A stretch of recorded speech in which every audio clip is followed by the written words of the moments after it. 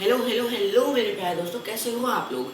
स्वागत है आपका एक और नए वीडियो पे हमारे चैनल प्रिपरेशन पर। अब ये वीडियो जो है ये पार्ट 2 है हमारी पहली वीडियो का, जो है न्यूट्रिशन। जी हाँ, आज हम बात करने वाले हैं न्यूट्रिशन के दूसरे पार्ट हेटरोट्रॉफिक न्यूट्रिशन की। तो चलिए बिना किसी देरी के ये वीडियो करते हैं शुरू। तो चलो भाई, देखो हमने लास्ट वीडियो में बात की थी ऑटोट्रॉफिक न्यूट्रिशन की। ऑटोट्रॉफिक वो न्यूट्रिशन होता है जिसमें एक ऑर्गेनिज्म खाना खाता नहीं है। हाँ देखा, तुम लोग ये लिखते हो खाना खाता है। खाना नहीं खाता कोई ऑर्गेनिज्म ऑटोट्रॉफिक में, वो खुद का खाना बनाता है। लेकिन आज हम बात करेंगे हेटरोट्रॉफिक की। हेटरोट्रॉफिक में न्यूट्रिशन होते हैं, वो अपना खाना खाते हैं, ठीक है, बनाते नहीं है, वो सिर्फ खाते हैं, ठीक है। अब जैसे तुम हो, तुम हेटरोट्रॉफिक न्यूट्रिशन में आते हो, ठीक है। तुम क्योंकि अपनी मम्मी का बनाया हुआ खाना खाते हो, बनाते नहीं हो। बेशर्म, कभी किचन में घुस के खाना बना लिया करो। चलो अगर बनाते हो तो बहुत अच्छी बात, नहीं बनाते हो तो कोई बात नहीं, कोई नहीं बनाता, ठीक है। तो तुम आओगे हेटरोट्रॉफिक में, ठीक है। अब हम हेटरोट्रॉफिक न्यूट्रिशन में बात कर लेते हैं करिकुलम में कि हमारे करिकुलम में क्या है। तो सबसे पहले हमारी डेफिनेशन है। डेफिनेशन अब देखो, मैं ये बोल दूंगा, हमने पहले ही कहा था कि हम एनसीईआरटी नहीं पढ़ेंगे, हम हार्ट टू हार्ट करेंगे अपनी लर्निंग, ठीक है। तो डेफिनेशन में ये आ जाती है कि heterotrophic nutrition is the nutrition in which an organism derives its food from another organism। अब तो इतनी लंबे डेफिनेशन रटो, ऐसा पॉसिबल है नहीं, क्योंकि यार तुम रट लेते तो बात ही लगती। लेकिन चलो मैं इसको जो है तुम्हारे लिए छोटे पॉइंट्स में ब्रेक डाउन कर देता हूँ, जो तुम बस अपने आंसर इंक्लूड कर देना, ठीक है। वो है डिराइव्स फूड, पहला, ठीक है। दूसरा है अदर ऑर्गेनिजम्स, ठीक है। अपना फूड जो है डिराइव करते हैं दूसरे ऑर्गेनिज्म से। अब देखो, अब हम इसके एग्जांपल की बात कर लेते हैं। तो इसके कई एग्जांपल है। देखो, जो एनिमल्स होते हैं, जो फिशेज होती हैं, बर्ड्स होते हैं, ये होता है, वो होता है, सब लोग होते हैं, सब लोग आते हैं हेटरोट्रॉफिक में, ठीक है। अब एलियंस कई होते होंगे, वो भी हेटरोट्रॉफिक में आएंगे। नहीं, मुझे नहीं पता, सॉरी। मैं इस टाइम नहीं जानता, हो सकता है एलियंस ऐसे भी जो पौधों की तरह क्लोरोफिल अब्सॉर्ब करके ऐसे ऑटोट्रॉफिक। जो टॉपिक पे वापस आते हैं, ठीक है। अब देखो, बात हम करने वाले हैं हेटरोट्रॉफिक न्यूट्रिशन की। तो अब देखो, हमारा एनसीईआरटी करिकुलम सबसे इंपॉर्टेंट है, बोर्ड का तुम लोग एग्जाम दोगे वो उसी के हिसाब से रहेगा। वो क्या कहता है, उसके हिसाब से सबसे पहले आता है न्यूट्रिशन इन अमीबा, ठीक है। अब अमीबा का जो न्यूट्रिशन है तुम लोगों ने पहले ही पढ़ा हुआ 9th क्लास में, तो मैं इसे ज्यादा डिटेल नहीं, पर एक बार ऊपर ऊपर से देख लेते हैं। अमीबा का कोई शेप नहीं होता, फ्री यूनिसेलुलर ऑर्गेनिज्म है। ये क्या करता है, जब फूड इसके पास आता है तो ये जा रहा है, जा रहा है, जा रहा है, ठीक है। और फिर ये जो है अपने फिंगर लाइक प्रोजेक्शन बनाता है। इन्हें क्या कहते हैं, इन्हें कहते हैं सूडोपोडिया। ये नाम जो है याद कर लो, सूडोपोडिया। अब सूडोपोडिया क्या करते हैं, ये गए गए गए गए, जैसे ये फूड है, ठीक है। ये सूडोपोडिया गए, इन्होंने उसको घेर लिया, ठीक है। अब ऐसे घेर लिया, फिर जो है ये बंद हो जाते हैं और ये बन जाता है हमारा जो होता है फूड वैक्यूल, ठीक है। जब सूडोपोडिया ऐसे गए और बंद हो गए फूड के आसपास, ये बन जाता है यहीं पे फूड वैक्यूल। अब जो साइटोप्लाज्म होता है अमीबा का, उसमें से इसी में और जो वो होते हैं सेक्रीट होते हैं एंजाइम्स और डाइजेस्टिव जूसेस, और इसी में जो फूड है वो ब्रेक डाउन हो जाता है।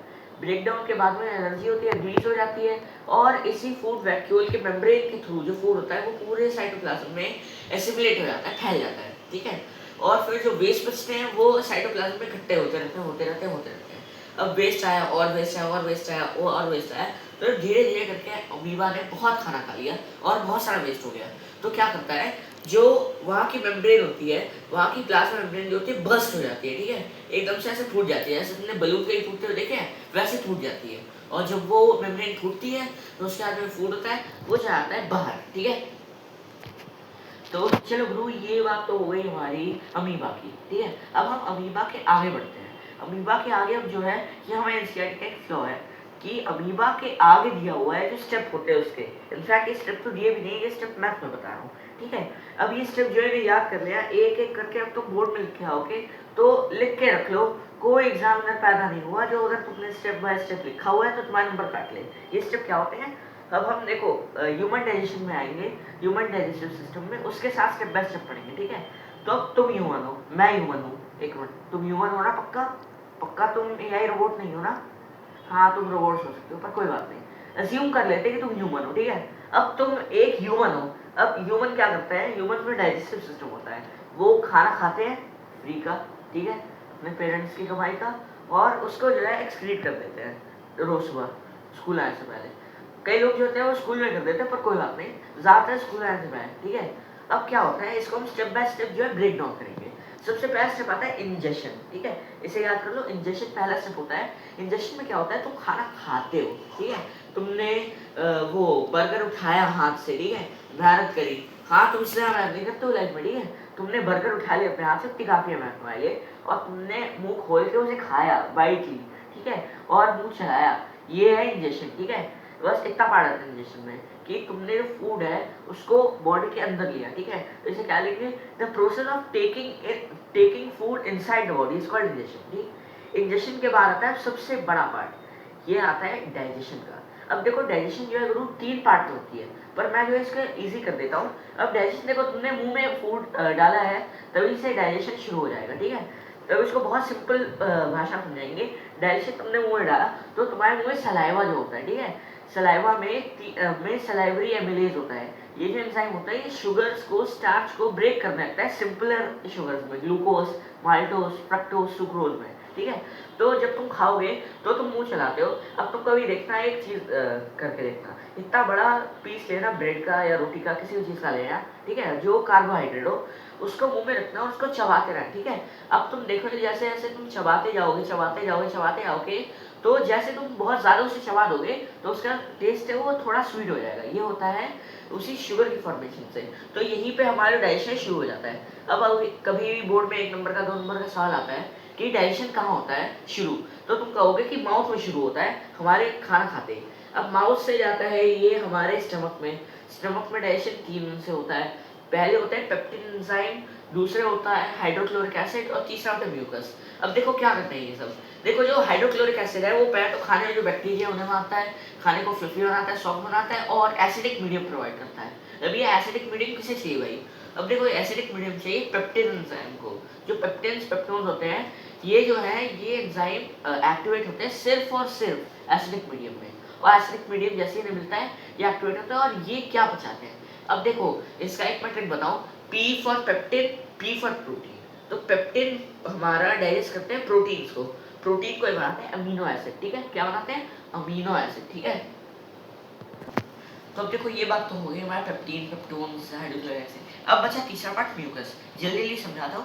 म्यूकस क्या करता है, तुम्हारे उसमें म्यूकस को जो है सिक्रीट करना है, ग्लैंड होते हैं पूरे स्टमक में, ये म्यूकस जो है लाइनिंग बना देता है, क्योंकि जो तुम्हारे पेट में HCl है वो HCl की जो pH वैल्यू है वो 2 से भी कम है, 2 के आसपास, 2 से कम रहती है। अब ऐसा जो HCl है भाई कभी हाथ में लेके मत देख लिया, वरना तुम्हारा हाथ है उसके आर पार छेद कर देगा। अब तुम्हारे स्टमक के आर पार कैसे छेद नहीं हो जाता, वैसे नहीं होता है, क्योंकि जो म्यूकस है ये प्रोटेक्ट करता है तुम्हारे स्टमक की लाइनिंग को, ठीक है। अब इसके बाद हम आते हैं आखिरी पार्ट पे हमारे डाइजेशन का, वो है हमारा स्मॉल इंटेस्टाइन। तब देखो बच्चे कहते हैं कि यार मृदुल ये जो स्मॉल इंटेस्टाइन है ये तो एब्जॉर्प्शन के लिए है, तो नहीं भाई, ये जो है डाइजेशन के वो मेन डाइजेशन स्मॉल इंटेस्टाइन में होता है। इसमें क्या होता है, हमारा पैंक्रियाज है, हमारे लिवर है, ये लिवर जो है बाइल जूस और बाइल सॉल्ट को सिक्रीट करता है, और जो पैंक्रियाज है पैंक्रियाटिक जूस को सिक्रीट करते हैं, ये सब उसी में सिक्रीट करता है स्मॉल इंटेस्टाइन में, और उसके खुद के एंजाइम होते हैं। ये एंजाइम जो बचा कुचा खाना है उसको सिंपलर सब्सटेंसेस में करते हैं कन्वर्ट, ठीक है। अब मैं आपके साथ PDF शेयर करूंगा उसमें सब की डिटेल कि कौन से एंजाइम होते हैं, बल्कि मैंने कर दी होगी, और अगर नहीं की तो कर दूंगा, कौन से एंजाइम होते हैं उसको किस में कन्वर्ट करते हैं और क्या काम करते हैं, इस सब की PDF जो है मैं आपके साथ शेयर कर दूंगा चैनल पे।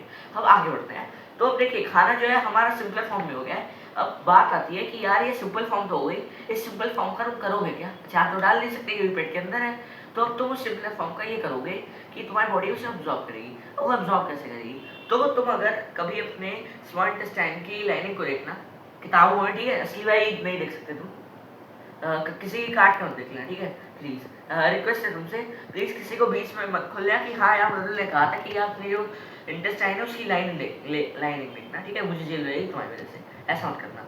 तो तुम अगर उसको देखो किताबों में तो तुम्हें देखेगा कि उसमें जो है फिंगर लाइक प्रोजेक्शन होते हैं ऐसे, ये ठीक है, इन्हें कहते हैं हम विलाई। अब ये विलाई क्या करते हैं, इन विलाई का क्या होता है गुरु, जो सरफेस एरिया उसको बढ़ाना। अब क्या होता है, इनमें पोर्स होते हैं और इनके नीचे होती है ब्लड वेसल, ठीक है। अब ये पोर्स क्या करते हैं, इनमें जो खाना होता है सिंपलर सब्सटेंस, जो छोटे सब्सटेंस होते हैं वो इनके थ्रू अब्सॉर्ब हो जाते हैं, और उनके थ्रू सीधा ब्लड वेसल से तुम्हारे ब्लड के सर्कुलेशन में चले जाते हैं।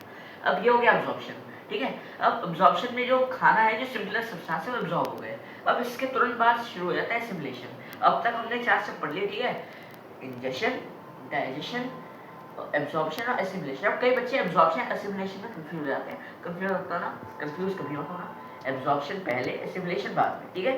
अब देखो एसिमिलेशन में क्या होता है, अब देखो तुम इसे याद ऐसे करना, एब्जॉर्प्शन में ए के बाद बी आ रहा है और एसिमिलेशन में ए के बाद एस आ रहा है। अब देखो अल्फाबेट में बी पहले आता है इसलिए एब्जॉर्प्शन पहले और एस बाद में आता है तो एसिमिलेशन बाद में, ठीक है। तो अब क्या होता है इसमें, जो ब्लड वेसल में गया है फूड, ठीक है, बहुत छोटा पार्ट है एसिमिलेशन का। ब्लड वेसल से तुम्हारे पूरे बॉडी में जो जाल फैला हुआ है, ठीक है, तुम बिजली के खंभे देखोगे उसमें जैसे जाल फैला होता है तारों का, वैसे ही जाल तुम्हारी बॉडी के अंदर है ब्लड वेसल का, ठीक है। अब इसका जो है पूरा मैप बना हुआ है तुम्हारी बॉडी के अंदर ही, पर वो तुम खुद देख लिया, उतना मेरा पढ़ाई का काम नहीं है। तो उसके थ्रू पूरी बॉडी में सर्कुलेट हो जाता है, जिसे जरूरत है खाने की, जिसे ग्लूकोज की, किसी चीज़ की, वो उसको अंदर ले जाता है, ठीक है। अब इसके बाद में आता है इजेशन। अब देखो मैं तुम्हें बताया कि जो स्मॉलर सब्सटेंस थे वो तो हो गए उसके अंदर एब्जॉर्ब, बट बड़े सब्सटेंस का क्या, तो बड़े सब्सटेंस से जाते हैं स्मॉल इंटेस्टाइन से पहुंचते बड़े ट्यूब में, उसका नाम है लार्ज इंटेस्टाइन। इस लार्ज इंटेस्टाइन में वो पहुंचते हैं तो इनका जो पानी होता है, पानी अब्जॉर्ब हो जाता है बॉडी के अंदर, और जो बचा हुआ वेस्ट होता है वो तुम्हारे एनस के थ्रू हो जाता है एक्सक्रीट, बॉडी से निकल जाता है बाहर। अब इसके साथ में खत्म होता है हमारा डाइजेशन इन ह्यूमंस, और इसी के साथ में हमारा हेट्रोट्रॉफिक, और उसी के साथ में पहला टॉपिक न्यूट्रिशन। अब देखो हमने न्यूट्रिशन तो कर लिया है, अब आई नो तुम भी बोर हो गए होगे क्योंकि तुमसे यहाँ बोर मैं हो चुका हूँ इस टॉपिक के बारे में बात करते हुए। तो अब हम अगली वीडियो जो बनाएंगे तो उसमें हम बात करेंगे अगले टॉपिक की, जो है हमारा क्या, आवाज नहीं है, रुको ध्यान से, अभी तेज बोलो यार, आवाज नहीं आ रही है तुम्हारी। हाँ, रेस्पिरेशन, ठीक है सही बोला। एक किसने बोला सर्कुलेशन, जिसने सर्कुलेशन बोला गलत बोला, ठीक है, रेस्पिरेशन। अब रेस्पिरेशन हम लोग पढ़ेंगे अगली वीडियो में, तब तक के लिए आप लोग पढ़ते रहिए, और हमारा बैच जो है उनको आपने ज्वाइन किया बहुत अच्छी बात है, ऐसे हमें सपोर्ट दिखाते रहिए। मिलते हैं आपसे अगले वीडियो, तब तक के बाय बाय।